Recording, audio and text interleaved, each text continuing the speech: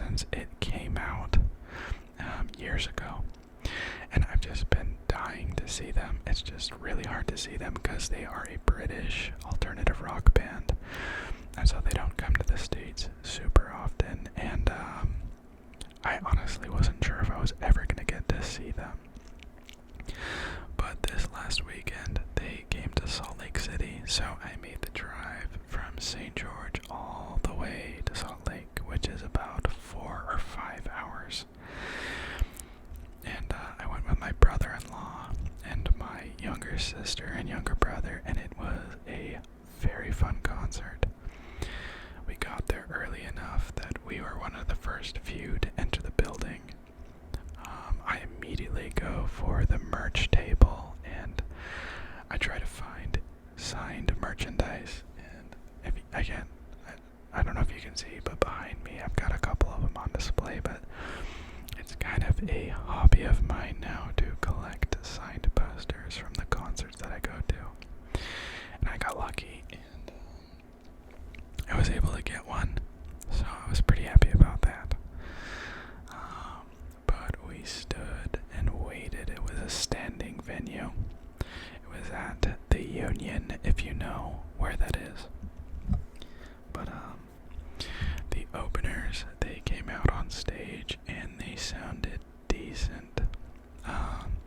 They were a British rock band as well, from Liverpool. And they've definitely got like a very unique sound. It's like jazz mixed with contemporary rock.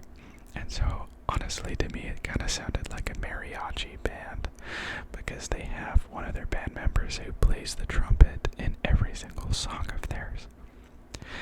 So that was honestly getting a little bit old. By the end of their set, I was ready for them to be done. But they had a few songs that I really liked, and overall I thought it was a great performance. They're called Red Rum Club, if I didn't already mention that, so if you know who they are, then shout out to you for being an underground music junkie. But as soon as they finished the set, we stood around and we waited and we waited and we waited. And I've been to a few concerts where the gap between the opener and the main act is just insane. You're waiting like an hour in between. That's how it was when I went to John Bellion's concert, and the openers were not good. So we sat there and suffered through these terrible acts, and then we had to wait an hour, and I was exhausted. When you're standing and your back is straight and your posture's not good and you're slouching, it just really does a number on your spine and on your feet. But thank goodness the Wombats, they came out only about, I'd say, 15 to 20 minutes after the opener, so manageable. Well done. But man, they sounded just as good live as they did in each of their recordings, if not better. And that, to me, is how you can tell if a band is actually talented or an artist is actually talented, because it's just too easy to filter your voice, filter your instruments. Performing live is difficult. There is so much going on at the same time. So I have a lot of respect for artists and bands who sound good live, because it's not easy. And it's nerve-wracking, and you have to put on a show. At the same time, if you just stand there and play an instrument that gets old, you kind of have to interact and you kind of have to move around, and they did all of that. It was a great show. I got to hear a few of my favorite songs. Obviously, Greek Tragedy is a favorite. They have a song called Turn that I really like. They have a few songs, one of them called Killed the Director, Moving to New York, and there's another one that I really like, but I can't remember the name. Anyways, really good songs. They've been around for a while. They've really perfected their sound. Couldn't have been happier with the show.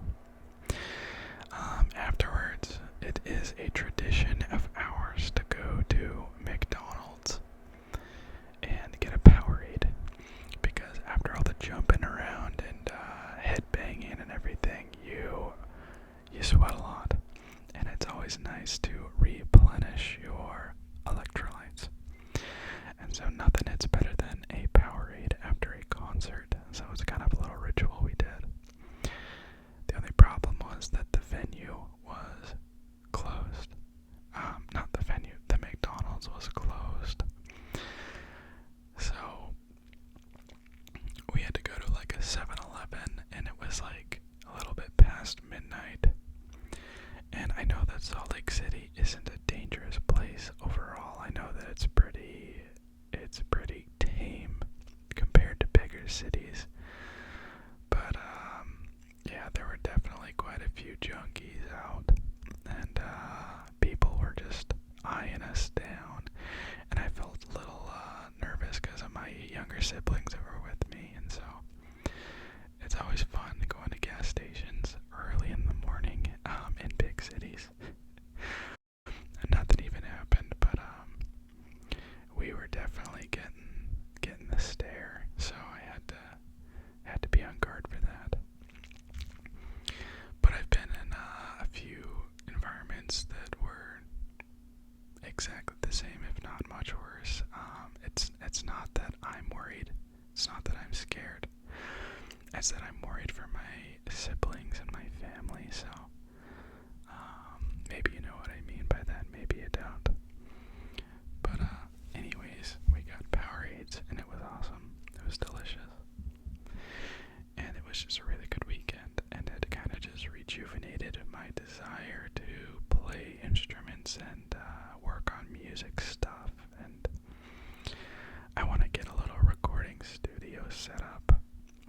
Nothing insanely fancy, just something good enough to start recording my own music. I've got a few songs that I've been working on lately, and I'm really, really happy with how they sound, and I feel like I did a pretty good job writing them. And I have a lot of things that have happened lately that I've been able to draw inspiration from.